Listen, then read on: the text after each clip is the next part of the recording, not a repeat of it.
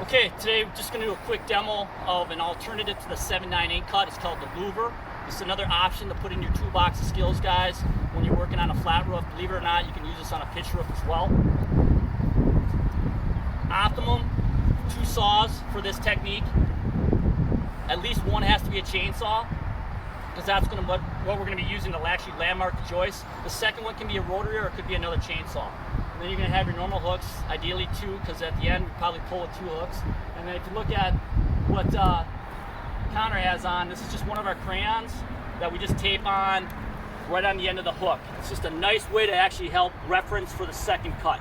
So here's how this works. You guys have done your examination cut, your pie cut, you've determined joist direction. Remember, a lot of times if this was just a flat commercial roof, if you look at the shortest span, that's usually going to be the direction of your joist. So if this was 100 feet that way and it's 50 feet this way, you can pretty much determine your joists are more than likely going to be going to the 50-foot side versus the 100-foot.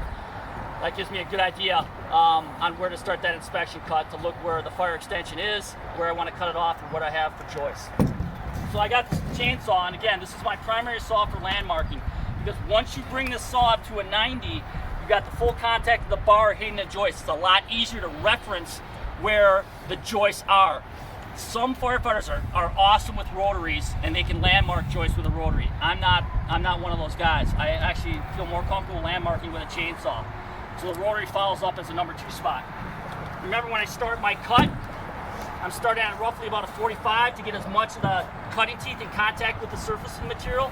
As soon as I breach the surface of the material, I bring it up to a 90, and then I will back cut.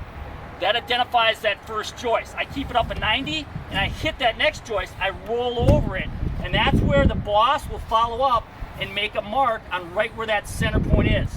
He's just following me. I hit the next one, I roll over it, come over, roll over it, and if you have to, you can back cut again, and you continue to roll over your joist as the boss is following suit, landmarking where your cross cuts are going to be. I get to the length of the hole that I want. This works good for a trench cut too. I hit that last joist, I know I butt up to it, now I come across and I run that joist here. So I've got my parameters set. Strauss is gonna stay on this side. Remember, we're trying to stay on the side that we're opposite where we're compromising the roof. He gets that first landmark and he runs his rotary across, and those are his louvers. As he's doing that, I'm coming back here. I know where I back cut. I cut on the inside of that joist. We're getting all prepped. Again, he's finishing, going right down those little crayon marks that the boss made. He does his last one. I can come right behind him. I don't have to bring it up to a 90 anymore. I know where I finished up, where I butted up. And I just take this and run it. Now you've created multiple louvers on your 4x8 or anything bigger or narrower if you're doing a trench. Trench usually 2 to 3 feet wide, right? And then the length of the structure. But it works good just for a 4x8. What's nice about the louver, guys, is that now I'm on a single joist. So here's the cut, right? Here's our first joist. The guys rock it, and then they can get 2 hooks on a piece and pull the section out. Sometimes we louver and we keep it vertical, that the nails and the integrity of the sheathing is sound, but if this starts venting out and gets involved in fire, there's just too great of a possibility that louver section burning through and dropping in on the engine, guys. So we'll louver it, get access, and just pull a single section off, and now we're just guaranteed that we're only pulling the sheathing off of one joist. The 7/9/8 cut doesn't always guarantee that, especially if you're working exclusively with the rotary. I like having the chainsaw on flat roofs and a rotary as a backup just for that landmark feature. So we're going to demonstrate that. If you have a prop like this, another way to actually add another element of realism is take your nailer, a roofing nailer, and literally nail along your joist, and then you get a feel for actually louvering and then pulling that section off.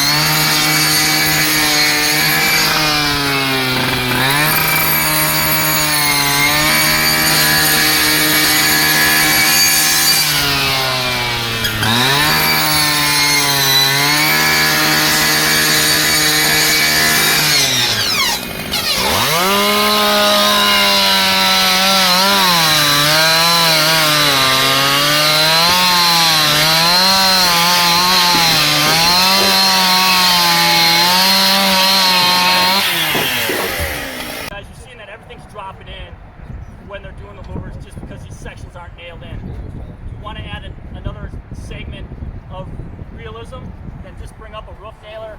A lot of times we use a pass load, a propane nailer.